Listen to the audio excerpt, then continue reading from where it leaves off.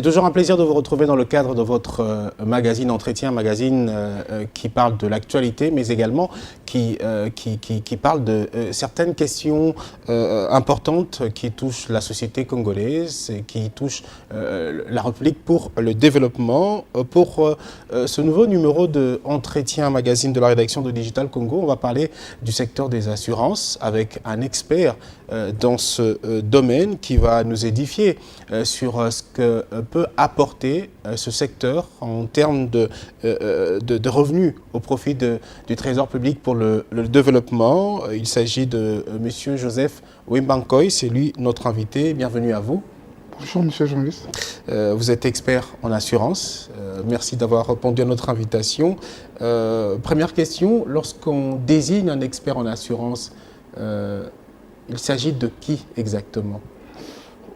Au fait, l'expertise dans le domaine des assurances, c'est comme moi, quelqu'un qui a fait les assurances et qui vit dans les assurances et qui donne tout son apport dans le domaine des assurances. Voilà, donc c'est ça l'expertise dans un domaine précis. Et vous le faites depuis plusieurs années. Je suis tombé sur beaucoup de vos émissions sur YouTube à travers différentes télévisions, Télé 50, B1. Aujourd'hui, vous êtes avec nous sur Digital Congo pour ne parler que de ces chaînes-là.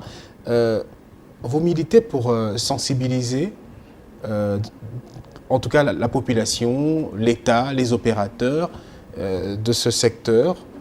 Pourquoi vous le faites? La question est très pertinente. Je le fais pourquoi?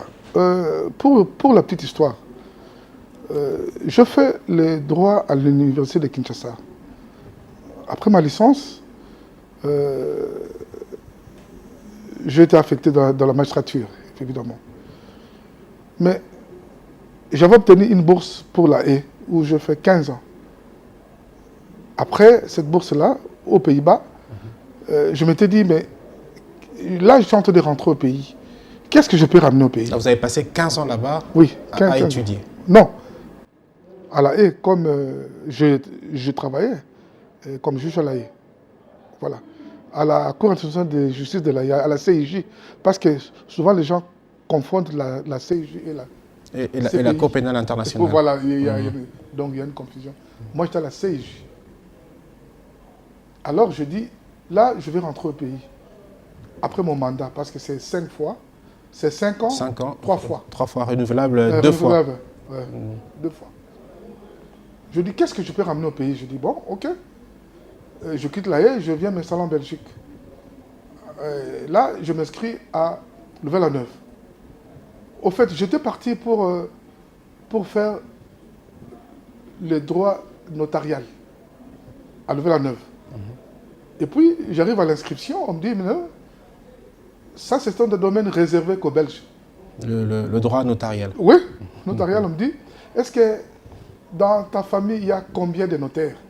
Ça Louvain-la-Neuve. Moi, je dis, je pas. Personne n'a fait les droits notarial dans mon entourage, et moi encore dans ma famille.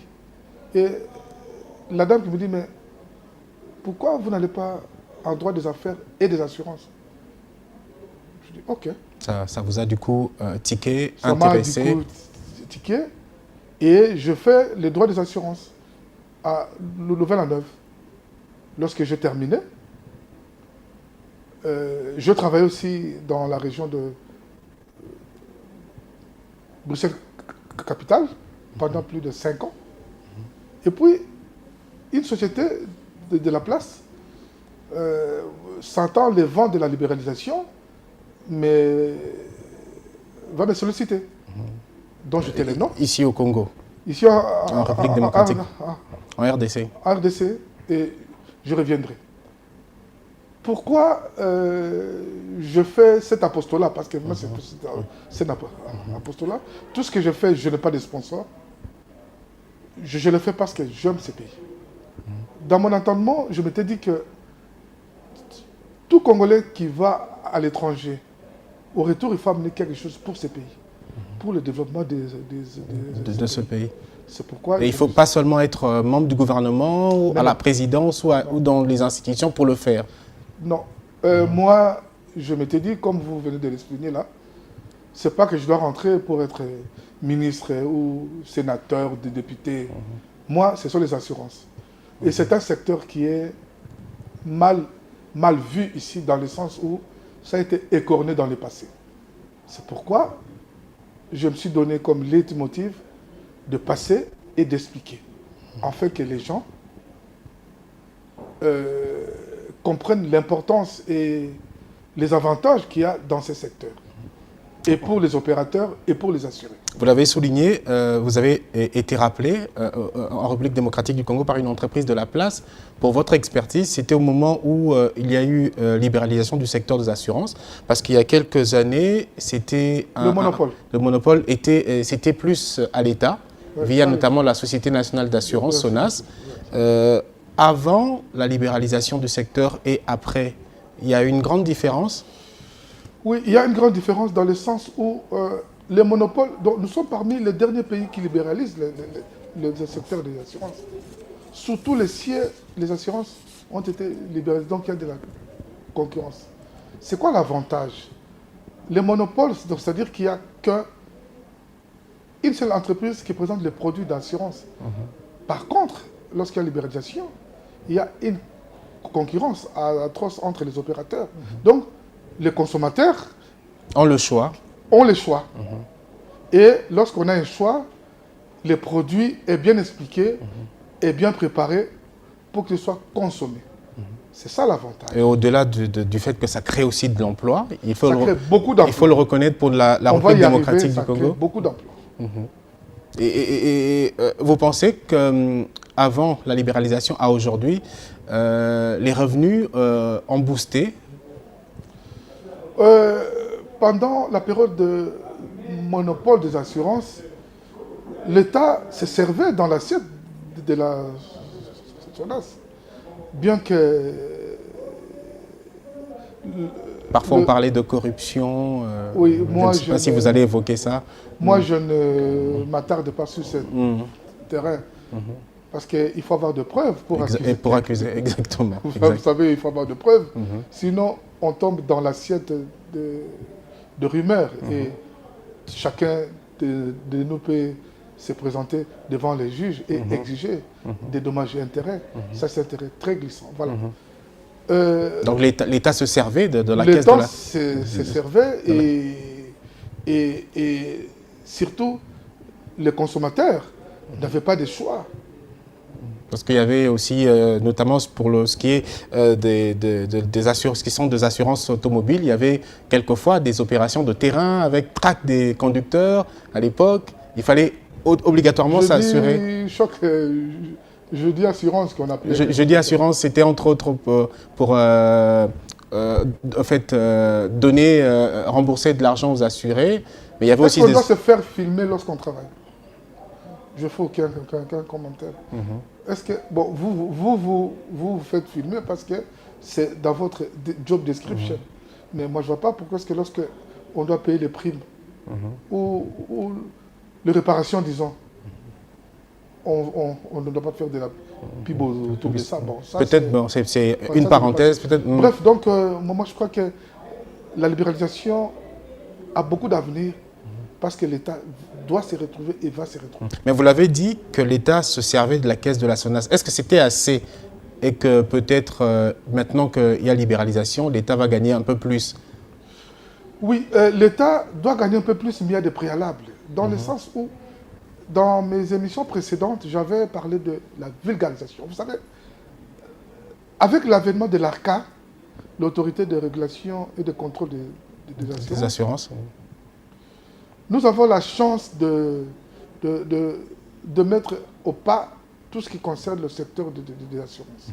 Et là, nous sommes, je crois, à 41 opérateurs. Disons, quand je parle des opérateurs, je parle des sociétés d'assurance, des intermédiaires, reconnus officiellement par l'État. Par l'État, donc qui ont reçu agrément de l'ARCA sous l'autorité de Alain candidat qui est, qui est le directeur général. Le directeur général.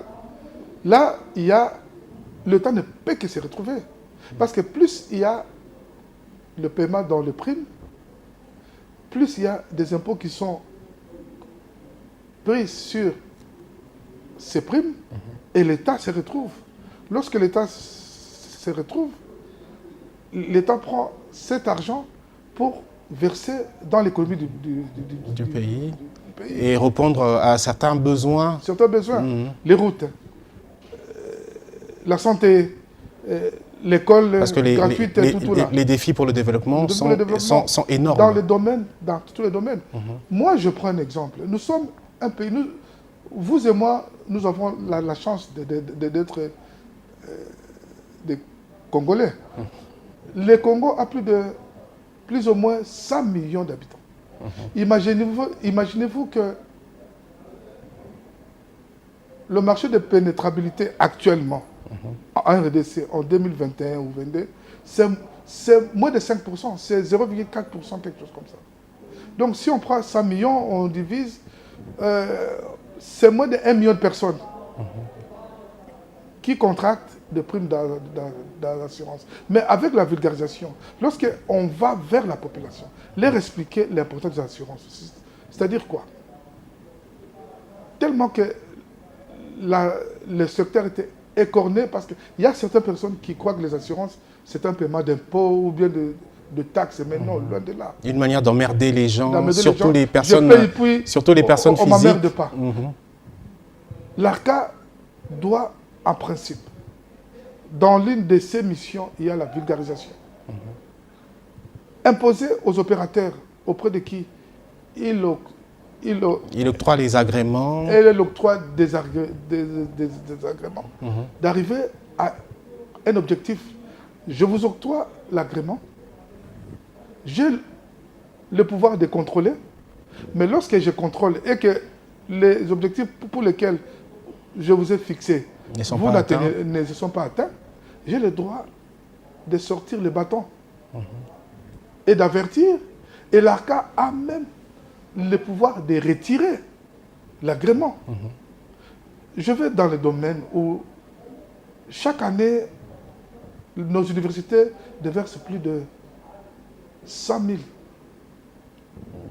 diplômés. Et nous avons presque 41 opérateurs dans ce secteur, tous confondus, comme je l'ai dit, sociétés d'assurance, réassurance, les intermédiaires, donc les courtiers. Donc, ce que l'ARCA demande aux opérateurs, à tous ces gens, un certain pourcentage de nationaux dans leur société. Est-ce que c'est respecté? Ça, c'est une bonne question, il faut vérifier. Est-ce que c'est respecté? Non. Vous verrez, dans la plupart des entreprises, c'est plus les étrangers. Ils vont vous dire non, les Congolais n'ont pas l'expertise. Mais non, l'expertise ou l'expérience. Moi, je m'inscris en faux dansant. Parce que moi-même qui vous parle aujourd'hui, je ne suis pas né avec les assurances. J'ai appris. Donc, il y a toujours, on apprend toujours. Il faut toujours commencer par engager ces jeunes gens, leur apprendre, et après, les étrangers céderont de la place aux nationaux. C'est comme ça que la loi de la République exige. 3 ans après, on cède. Donc, vous prenez quelqu'un qui ne connaît rien, vous l'encadrez, et 3 ans après, vous cédez la place. Est-ce que ce contrôle est fait? C'est pourquoi je demande aujourd'hui à ce que les contrôles soient vraiment instaurés. Parce que dans la dénomination même de l'ARCA, il y a la régulation et les contrôles. Ce sont 2 maîtres mots. Je crois que la régulation, on peut déjà arrêter, d'après moi. 41, ça va.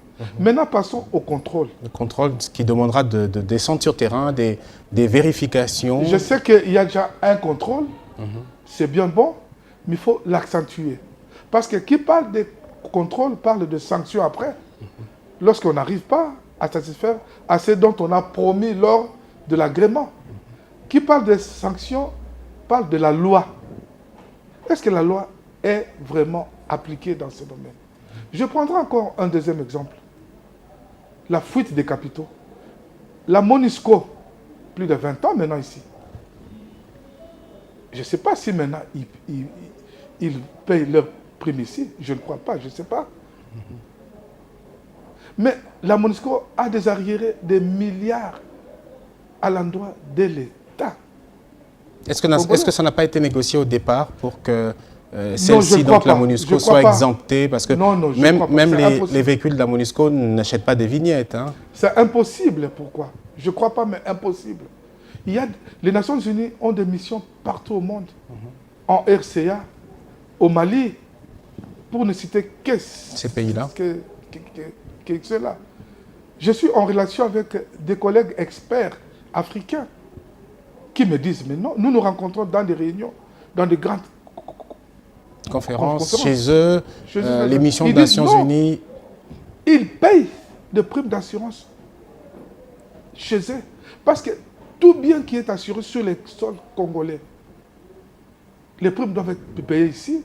Ils diront encore, mais non, à l'époque de la SONAS, il n'y avait pas de réparation. Et maintenant qu'il y a libéralisation, il y a 41 opérateurs dans le secteur. Ils n'ont plus de raison. Donc moi, j'ai toujours clamé à ce qui est paiement de tous ces arriérés-là. Monsieur journaliste, ce sont des milliards. Qui vont aider le pays. Qui vont aider le pays. Voilà le développement. Donc on cherche de l'argent ailleurs et pourtant l'argent est sous notre barbe. On en a assez ici. Sous notre barbe. Les miniers. Est-ce qu'ils payent ici? Au Katanga, il y a plein de miniers. Je refuse de faire leur publicité. Est-ce qu'ils paient de primes d'assurance ici? Parce qu'il y a tous ces gens-là habitent ici. Et qui parfois souscrivent à des sociétés d'assurance étrangères. Oui. Et payent leurs primes à l'étranger. Ça doit cesser. Ça doit cesser. L'article 285 de ce code des assurances interdit carrément le paiement de primes des biens souscrits sur les sols congolais à l'étranger. C'est interdit. Alors, parlant de la libéralisation, il y a quelques jours, le directeur général de l'ARCA, avec quelques responsables, et bien sûr avec, entre autres, je pense, si j'ai bonne mémoire, l'appui ou l'accompagnement du ministère des Finances, a fait son premier rapport. Tout à fait. Et c'est le premier rapport de l'ARCA après la libéralisation du secteur. Il a été constaté par les responsables de l'ARCA qu'il y a constance de croissance. En 2019, par exemple, ils ont parlé de 100 millions de dollars dans les primes payées. Dans les primes payées. Et ils se sont projetés. Voilà, ils se sont projetés, mais en 2021, ils ont parlé de 215 millions. 15 millions de dollars. Et dans cette projection, ils disent que d'ici 2023, on peut être à 1 milliard. Oui. Monsieur Kaninda, Alain, que j'apprécie, parce que c'est quelqu'un qui se donne vraiment pour le développement de ces pays dans ce secteur. Mais il y a des préalables. On peut beau se projeter dans les chiffres, mais lorsque les préalables ne suivent pas, j'insiste sur les contrôles et la vulgarisation. Est-ce que Coca-Cola, jusqu'à aujourd'hui, fait encore des publicités? Est-ce que Coca, je m'excuse. Non, allez-y, c'est un exemple, oui. Est-ce que Coca-Cola peut encore faire de publicité autour de Coca?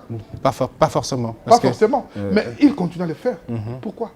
Parce que la société a besoin de maintenir le cap. Tout à fait, maintenir le cap. Même si elle est sûre d'avoir assez de consommateurs, on veut toujours... toujours de la vulgarisation, donc pénétrer. Ça, c'est vrai. Pénétrer la population. Leur rappeler que nous existons. C'est ce qui nous manque un peu ici. Il y a de moins en moins de vulgarisation pour le paiement des assurances. Il n'y a presque pas de la vulgarisation. Parce que font les opérateurs actuels ici? Ils se contactent des corporates. Ils oublient qu'il y a aussi les retail. Les retail, ce sont les particuliers. Les personnes physiques. Et moi, je trouve que c'est un peu discriminatoire dans le sens là. Parce que les corporates, ils sont dans la République de la Gombe. Mais nous ne pouvons pas nous limiter à la République de Gombe. Bon, ce sont les corporates qui... Il faut aller à Massina, Angéli. C'est grâce aux corporates qui se font plus d'argent, les opérateurs. Oui, ici, mais là où j'ai étudié les assurances, en Belgique, les retail rapportent assez. Des milliards. Parce que...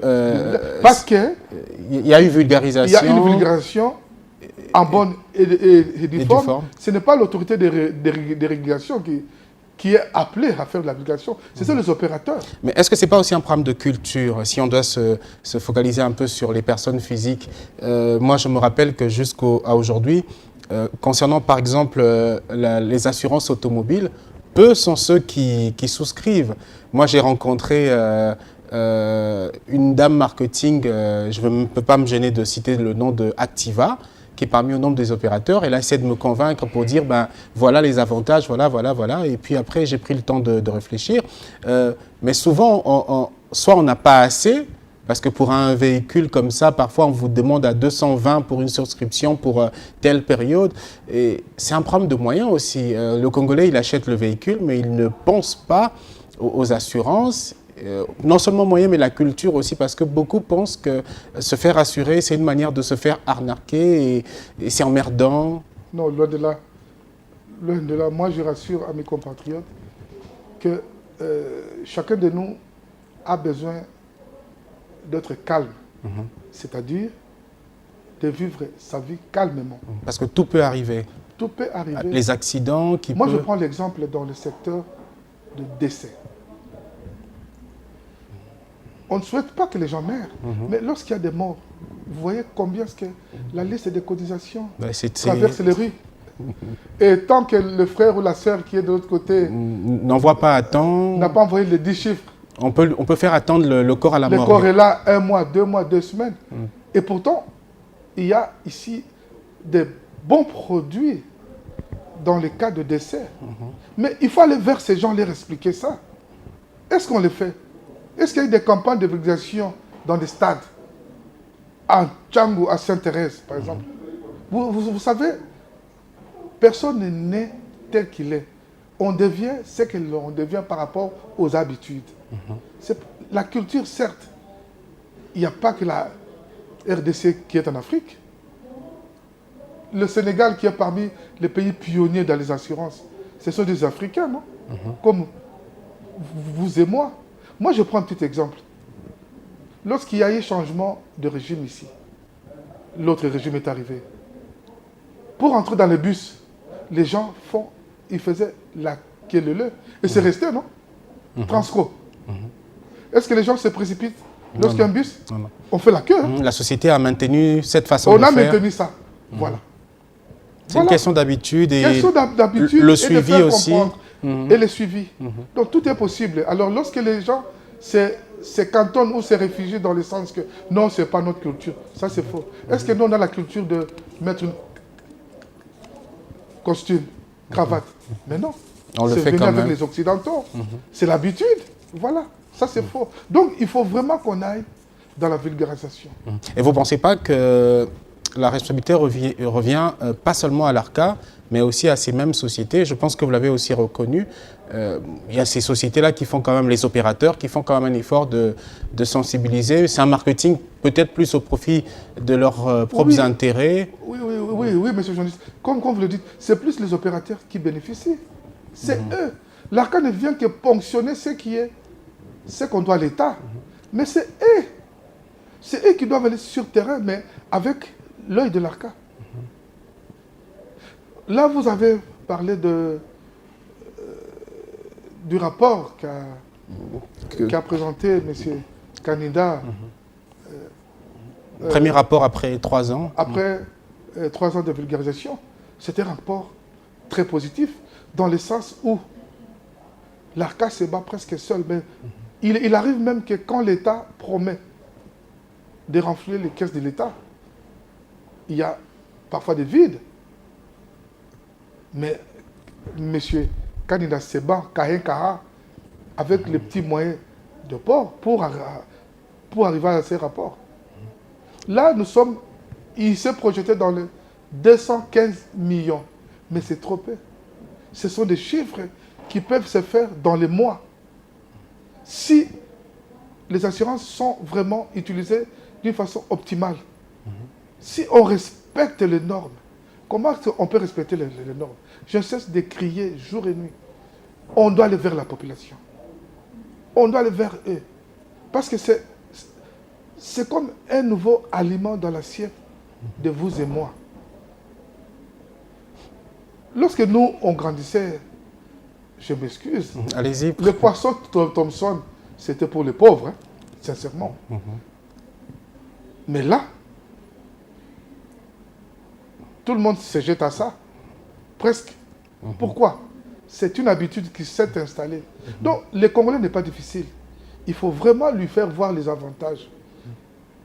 Lui répéter cela.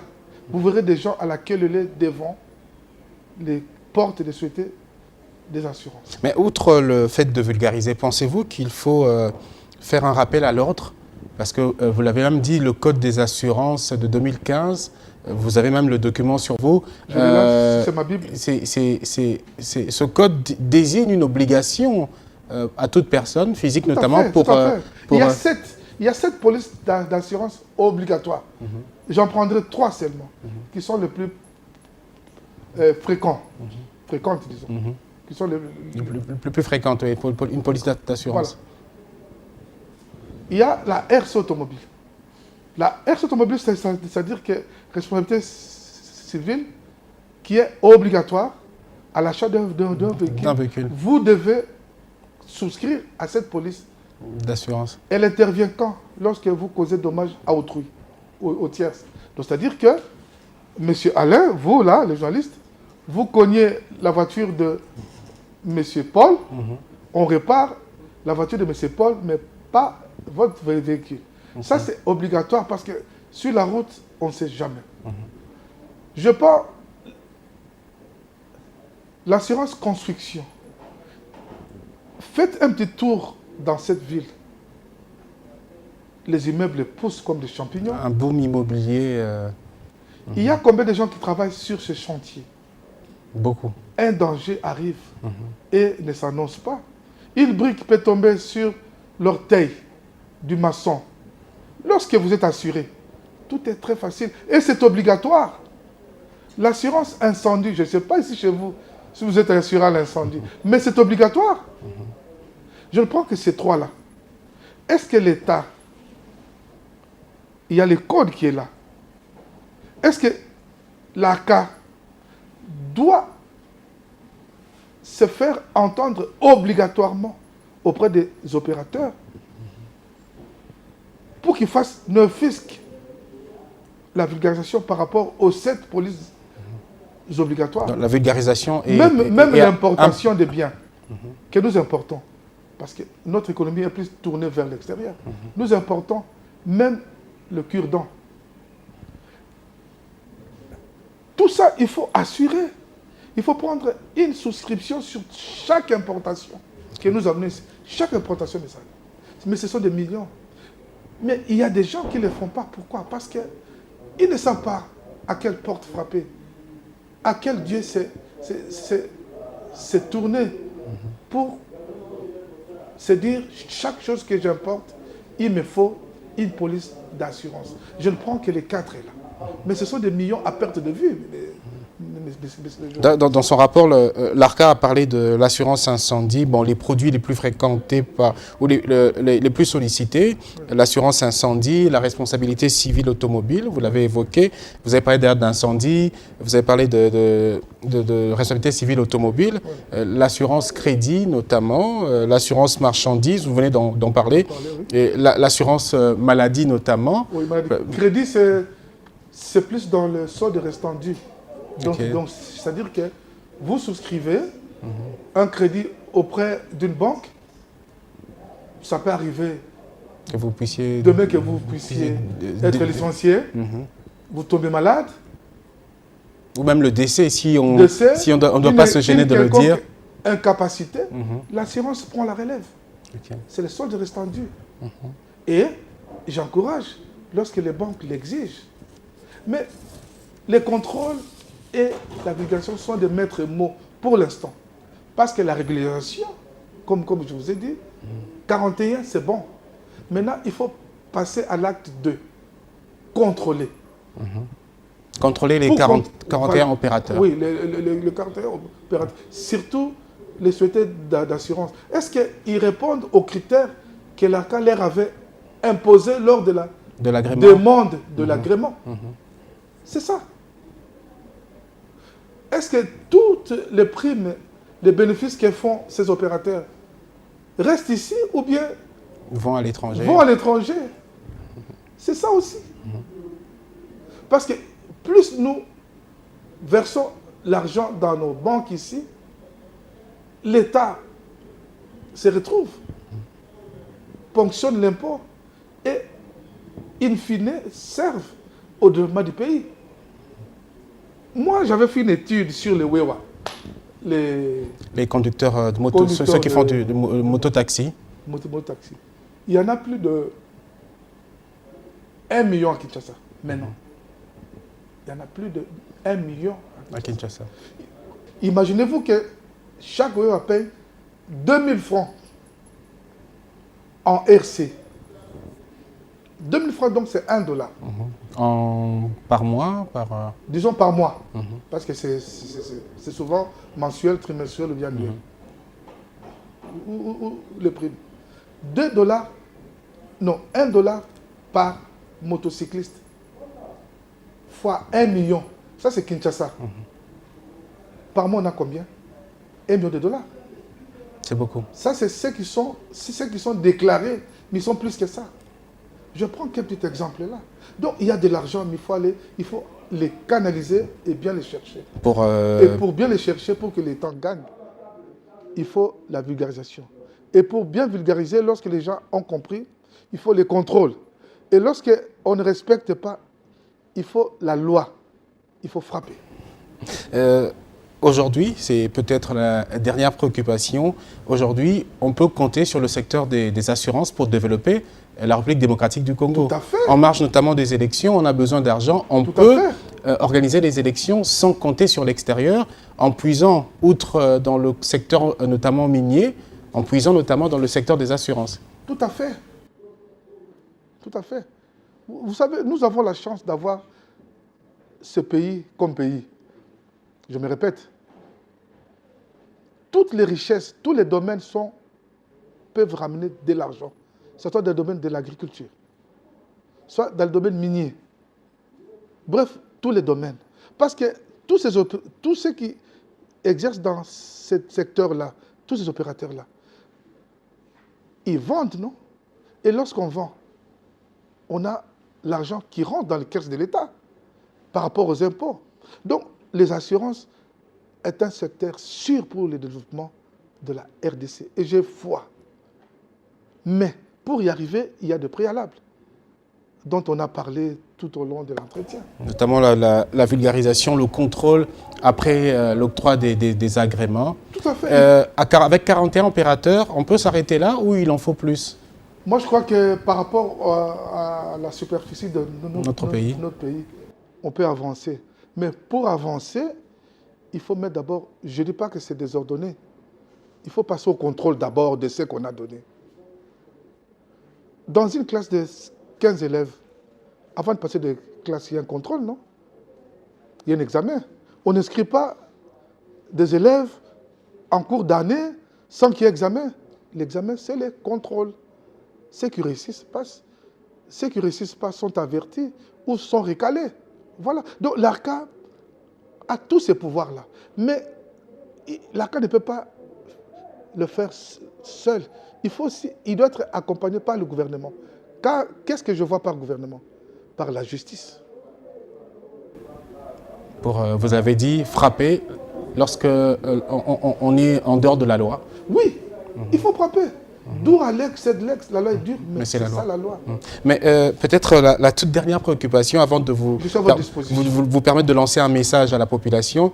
Est-ce qu'il ne faut pas peut-être revoir les prix des assurances, notamment parce que ça fait quand même, pour beaucoup jugent que c'est assez. Par exemple, pour un véhicule de 3 cylindres, on vous dit, bon, pour une année ou pour 6 mois, $220. Est-ce qu'il ne faut pas peut-être baisser pour faciliter aussi les souscriptions? Le code des assurances, lorsqu'on a libéralisé, je crois que l'État a tenu compte de tout cela. L'État a tenu compte du niveau de vie des habitants d'ici et toutes ces primes sont fixées par rapport à ça. Moi, je conseillerais aux consommateurs que nous sommes, lorsque vous voulez souscrire une police, faites le tour de tous les opérateurs. Prenez votre temps. Prenez votre temps. Pour équilibrer. Équilibrer. Qui offre mieux. Qui offre mieux.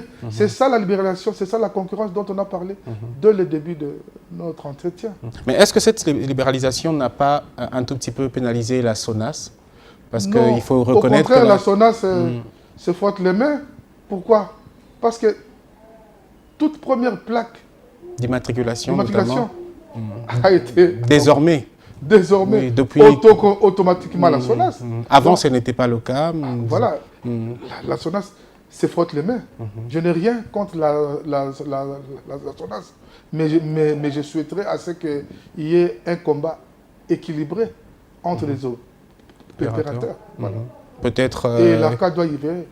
Peut-être que chacun devrait être libre de souscrire à la première plaque. À la première plaque. Mais jusqu'aujourd'hui, à moins qu'il y ait un changement 5 minutes passées, c'est la SONAS qui a le monopole. Exactement. Voilà. Aujourd'hui, quand vous dédonnez votre véhicule, il faut, avant la plaque, vous rassurer d'avoir payé la douane, on vérifie, et il faut passer par la SONAS aussi. Par la SONAS.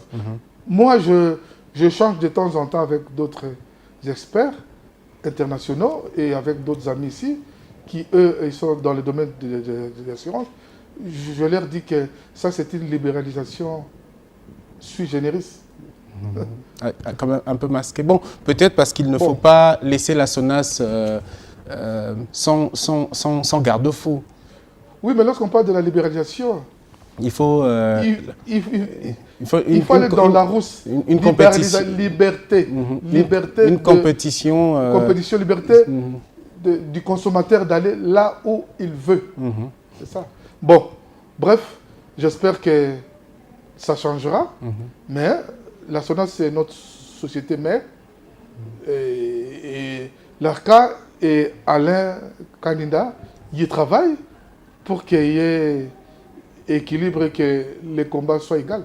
Un petit conseil aux Congolais, les entreprises, on sait que les entreprises sont déjà souscriptrices, si je dois le dire comme ça, aux assurances. Les sociétés sérieuses le font, mais le grand problème, on l'a dit ici, c'est du côté des personnes physiques, alors que ça rapporte aussi beaucoup d'argent. Moi, j'ai deux conseils. Et aux personnes physiques que nous sommes et aux opérateurs. Moi, avec l'expérience que j'ai dans ce secteur, pour avoir travaillé à l'étranger et ici, il ne faut pas que les opérateurs se contentent que de corporate. Pour moi, je trouve que ça devient un peu discriminatoire. Et pour que nous concourons au développement réel de ces pays, nous devons embrasser les deux, et le corporate et le retail. Donc, les opérateurs doivent aussi aller vers les particuliers. Ceci via la République de la Gombe, une forte vulgarisation. Une forte vulgarisation, aller à Tchango, aller au Thérèse Sainte-Thérèse, aller chez moi à l'Odjalaba, vulgariser. Il y aura des clients. Certes, le début sera difficile, mais ils finiront par s'y habituer. Voilà. Donc, ouvrons ces marchés. L'ARCA, c'est bas. C'est bas avec le peu de moyens qu'elle a pour que tout citoyen, après avoir souscrit sa police d'assurance, se sente à l'aise. Merci à vous, Monsieur Joseph Ouembankoy. Je pense que c'est votre dernière déclaration pour cet entretien. Vous nous avez tellement édifié. Le secteur des assurances, on en parle peu. Parfois, c'est lorsque ARCA approche les médias ou l'un des opérateurs, mais les personnes physiques qui militent En ce sens, vous êtes peu. Merci pour ce que vous faites. Je rappelle ici que vous êtes expert en assurance en République démocratique du Congo. On vous aura peut-être très prochainement pour développer d'autres sujets, mais toujours dans le cadre du secteur des assurances. C'est moi qui vous remercie et le secteur est tellement vaste que j'aimerais, dans les prochaines émissions, qu'on parle de cas pratiques. Donc, lorsqu'on a un sinistre, que faire? Que faire? Que faire? Voilà. Merci à vous, merci surtout à vous de nous avoir suivis. Merci à l'équipe technique qui nous a accompagnés. On espère que vous avez été assez édifiés en cette matière. N'hésitez pas, si vous avez été sensibilisés, d'approcher les opérateurs. Il y en a assez, en ville il y en a. Je pense qu'il y a certains opérateurs qui ont même des bureaux dans la cité.